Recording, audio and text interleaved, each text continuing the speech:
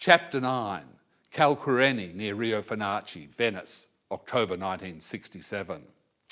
Despite Ezra's quiescence, Alan tries his quest again. Olga says, "Venice, come to our home alone for less strain." He brings the Beatles' Sgt. Pepper's, Dylan's Blonde on Blonde, to show the flow of chance and chance, the strong poetic bond. They drink some wine. Alan quietly smokes some pot with coffee and asks, "Old man, how old are you?" Ezra answers promptly, "I'm 82 in days," his only words that meeting. Alan tries, but clear communication remains fleeting. After dinner, Alan plays Ezra a couple of tracks, going over the words slowly to explore the fine cracks, where poetry moves between and beyond generations, from master to acolyte to broader populations. Alan recites Dylan's Sad-Eyed Lady of the Lowlands to show Ezra his troubadour vision is in good hands. The words ring true and clear, the song leaves the room vibrating, the planets pulsating and the galaxy gyrating. There's an economy of vibes that can lift the Pentagon as the cantos sought to change the world and make war be gone. Ezra knows crazy and finding it now stares off afar. Alan gets the point and goes to get drunk at Harry's bar. Chapter 10, Fondamenta Venire de Leone, Venice, October 1967. As Alan returns to Dorsoduro, he's whacked wandering through San Vio's square, so winds up outside Peggy's palazzo, awed by the forces that brought him to there. She knows Ezra and offers insights rare. He rings the bell, the retainer appears, concerned to be confronted by a bear. He makes Alan wait while the princess clears passage for the crazed loon. Despite his fears, the retainer ushers the drunk poet in. The dogs are skylarking as Alan nears. "King of May," she sparkles, "where have you been?" "I'm on a mission to make Posey whole, and that may also save Ezra Pound's soul." Peggy laughs out loud and picks up a dog. "Why save the old fascist from his damned work?"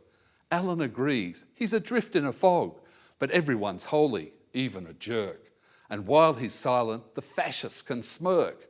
The challenge is, and from this I won't balk, to set him free to confront his inner quirk. The question is how to get him to talk. Peggy thinks and says, "His ego is huge. Ask details about his big dick poem. The talk will come in a mighty deluge. He's got answers, be kind and he'll show 'em." Peggy sits back, happy her work now done. "How's that bastard Corso? He was quite fun." Chapter 11, Pensione alla Salute de Chichi, Venice, 28th October 1967. Alan remains in Venice for more than a fortnight, moves in near Ezra, greets him walking by the Rio, takes him to Vivaldi one night, and is quite forthright with textual questions pursued with brio. "Where are the soap-smooth stone posts at San Vio? I went and looked, and they're all rough."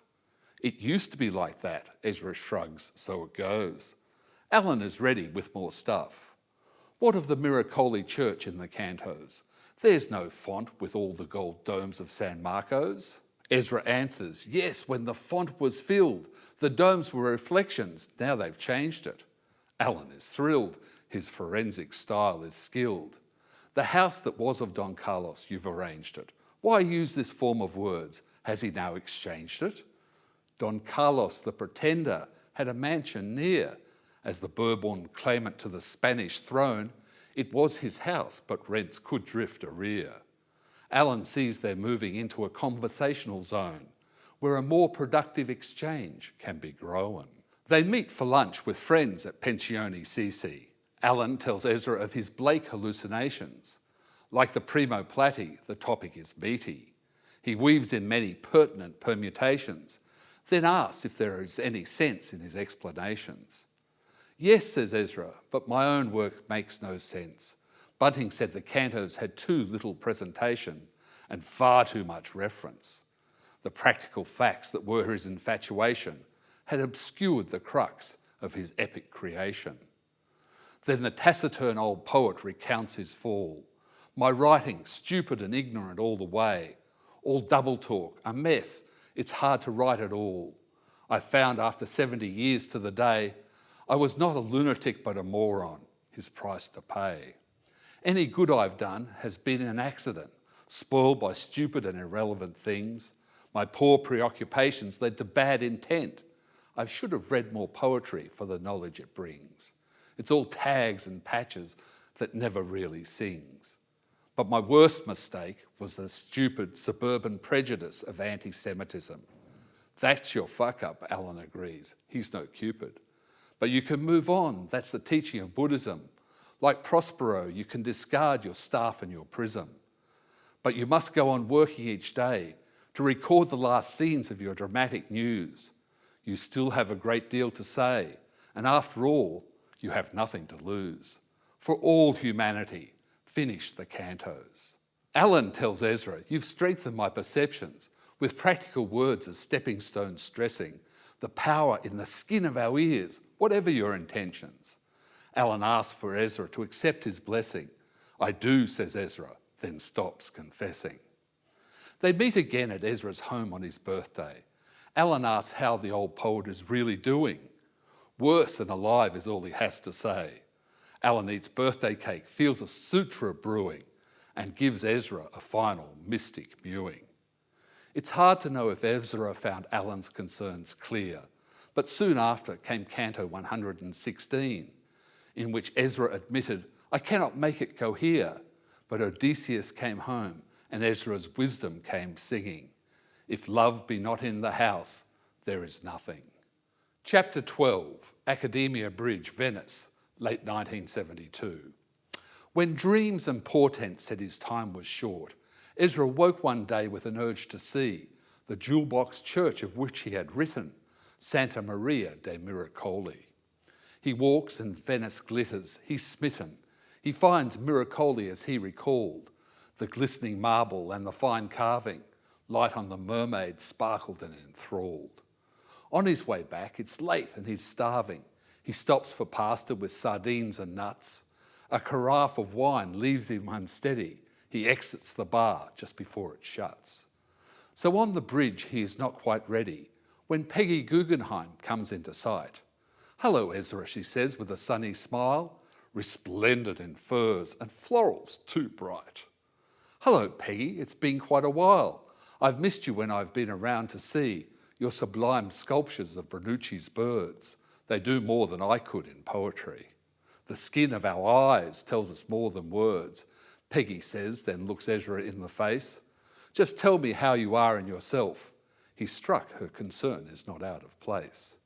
He tells the truth about his failing health. I'll soon break free of this cosmos, you know. I won't be bathing in the garden light, but going down to greet Hades below. Peggy shrugs and says, you had such clear sight, but usury put you out of focus, made you a Jew-baiting crank by taking symptom for cause, that's human avarice. Ezra grasps the sense Peggy is making. While my poem never got to paradise, utopias tend to end in disaster, and I'm glad I took that hippie's advice. To do each day what I could but master. I've lived my life and taken my chances, Ezra says softly as he grabs her sleeve. My one regret, we didn't have more dances. Epilogue. A month later, Ezra takes his last leave. An intestinal block made him unwell. 4 gondoliers in black steer him over the lagoon to Isola San Michele. Peggy persisted for 7 years more. She sparkled controversy to her ends. Her ashes buried in the palazzo's own grounds, surrounded by her dear dog friends. And Alan drank many more espressos. In the quarter of century he had heft. As the world's conscience and man of letters, his passing left Homer's calling bereft. Thank Venice, to whom we are all debtors, for giving safe harbour to free thinkers, from Sarpi to Pound and the ages through, the lagoon protected wordy tinkers. The Serenissima fostered a slew of new ideas, movements and contentions. From east to west and the whole world across, it's still the place to find new dimensions. So will time see Ezra's work as dross, ravings of a crackpot anti-Semite? Or will the cantos rise to Ginsberg's hope, a practical path from dark into light. There is no neat nirvana in the scope where Peg has Ezra and Alan for tea. The answer is in the skin of our ears and how it helps us make more poetry.